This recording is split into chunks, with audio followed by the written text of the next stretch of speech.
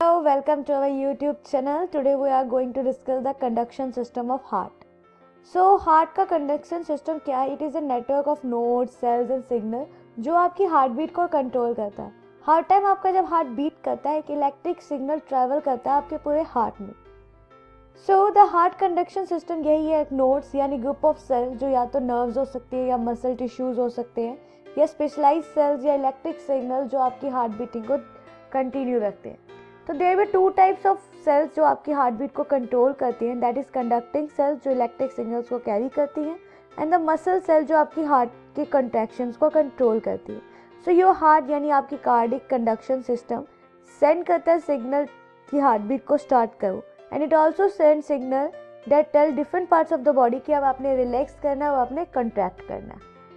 सो functions की बात करें कंडक्शन सिस्टम ऑफ हार्ट की, तो your heart is a pump जो ब्लड को तो आपकी पूरी बॉडी में सेंड करता है और हर हार्ट बीट में यानी इलेक्ट्रिकल सिग्नल पूरा जो आपका हार्ट का कंडक्शन पाथवे उसे फॉलो करता है और ये स्टार्ट करता है साइनो आर्टेरियल ऐसे नोड से जो एक्साइटेशन सिग्नल को क्रिएट करते हैं एंड ये इलेक्ट्रिकल सिग्नल इलेक्ट्रिसिटी की तरह जैसे आपकी इलेक्ट्रिसिटी आपकी होम घरों की वायर्स में पूरे घर में फैलती है वैसे ही इलेक्ट्रिक सिग्नल पूरे हार्ट में फैलता है. सो इलेक्ट्रिक सिग्नल जो आपकी हार्ट कंडक्शन सिस्टम में ट्रैवल करता है आपके हार्ट को एक्सपैंड और कंट्रैक्ट करता है और यही कंट्रैक्शन कंट्रोल करती है कैसे आपका ब्लड आपके पूरे हार्ट में ट्रैवल करेगा, फ्लो करेगा. तो आइडियली जो इलेक्ट्रिकल कंडक्शन सिस्टम होता है वो आपको स्टडी रखता है इवन आपकी हार्ट रेट को और आपका हार्ट की जितनी स्पीड है, कितना ब्लड आपको चाहिए या ऑक्सीजन चाहिए और किस टाइम इसे स्लो करना है, किस टाइम रेस्ट करना है, ये सब यही कंट्रोल करता है. So anatomy of conduction system of heart की बात करें तो कार्डिक कंडक्शन सिस्टम कुछ स्पेशलाइज सेल्स कंटेन करता है, नोड जो आपकी हार्ट बीट को कंट्रोल करता है, जो है sino atrial node, atrioventricular node, bundle of atrioventricular क्या कहते हैं His and Purkinje fibres. So sino atrial nodes हो गई, नोड इज समटाइम जो आपकी हार्ट नेचुरल पेस मेकर जिन्हें हम कहते हैं, यही इलेक्ट्रिकल इम्पल्सेस को सेंड करती है और आपकी हार्ट बीट को स्टार्ट करती है.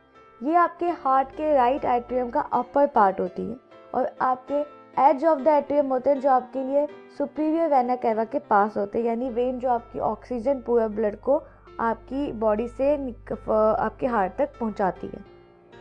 Then there is atrioventricular node यानी जो आपके साइनो एट्रियल नोड के इलेक्ट्रिकल सिग्नल को डिले करती है. इट डिलेज द सिग्नल कुछ कंसिस्टेंट अमाउंट ऑफ टाइम यानी फ्रैक्शंस ऑफ टाइम हर टाइम और ये डिले इंश्योर करता है कि जो आपका एट्रिया है वो आपके ब्लड से एम्प्टी हो जाए, इससे पहले कंट्रैक्शन जो है वो स्टॉप हो जाए. तो atria are the heart upper chamber जो ब्लड रिसीव करते हैं फॉर्म ऑफ ए बॉडी और आप उन ब्लड को एंड वेंट्रिकल्स में खाली कर देते हैं. Then there is bundle of His. Bundle of His is also called atrioventricular bundle. ये फाइबर्स की ब्रांच है यानी नर्व सेल्स की जो आपके एवी नोड को एट्रियोवेंट्रिकल नोड को एक्सटेंड करती है और ये फाइबर बंडल रिसीव करता है electrical signal from AV node और उसे परकिंजी फाइबर्स तक कैरी करता है.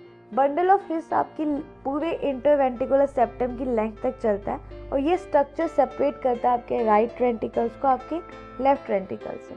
Then there is Purkinje fibres. ये ब्रांच है स्पेशलाइज्ड नर्व सेल की जो इलेक्ट्रिकल सिग्नल सेंड करते हैं बहुत ही शॉर्टेस्ट ऑफ टाइम मतलब बहुत ही जल्दी आपके राइट और लेफ्ट हार्ट वेंट्रिकल्स में. ये सब एंडोकार्डियल सरफेस होता है आपकी वेंट्रिकल वॉल्स का और ये सब एंडोकार्डियल सरफेस आपके एंडोकार्डियम का पार्ट होते हैं यानी जो आपके इनर लेयर होती है ना टिश्यू की जो आपके हार्ट चैम्बर्स को लाइन करती है उनका. So what are the condition and disorder. So कुछ हार्ट रिदम डिसऑर्डर्स है अरिथमिया यानी आपके हार्ट की जो रिदम है वो इरेगुलर होती है जैसे एट्रियल फिब्रिलेशन भी कहते हैं.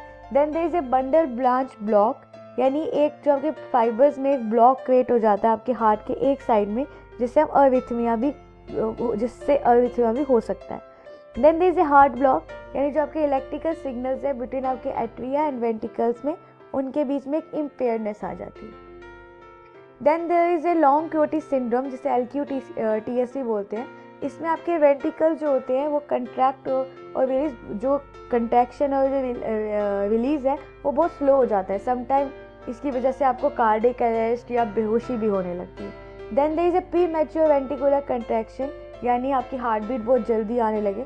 इससे क्या होता है कभी कभी हार्ट बीट स्किप हो जाती है और कभी कभी हार्ट पैल्पिटेशंस होने लगती हैं. Then there is a sudden cardiac arrest यानी एक आपके हार्ट की रिथम में माल फंक्शन होना जिसकी वजह से आपकी हार्ट बीट स्टॉप हो जाती है. तो कई बार इसमें जान भी जा सकती है कि इसे तभी ट्रीट नहीं किया गया। Then how to prevent the conduction system of heart failure. अगर उस कंडक्शन सिस्टम को चालू रखना है, उसको कोई फॉल्ट लाना, तो उसे कैसे प्रिवेंट करना है? तो achieve and maintain a healthy weight, healthy lifestyle, active lifestyle में हेल्दी वेट मेंटेन करना बहुत ज़रूरी है। स्मोक करना, ये सब चीज़ें करना अवॉइड करना चाहिए। ड्रग्स का मिसयूज़ करना या किसी भी प्रिस्क्राइब्ड मेडिसिन का मिसयूज़ नहीं करना चाहिए। अल्कोहल अगर आप पीते हो, पहले तो कंज्यूम नहीं करनी चाहिए, बट स्टिल अगर आप कंज्यूम करते हो तो उसे मॉडरेशन में कंज्यूम करना चाहिए। एक न्यूट्रिशियस डाइट लेनी चाहिए जिसमें वेजिटेबल, होल ग्रेन्स और फुल मिनरल वाइटामिन हो।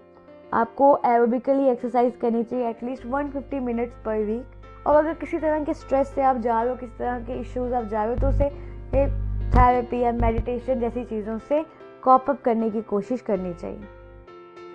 सो इस तरह से कुछ हार्ट का कंडक्शन सिस्टम होता है जिस तरह से हमने बात की अभी।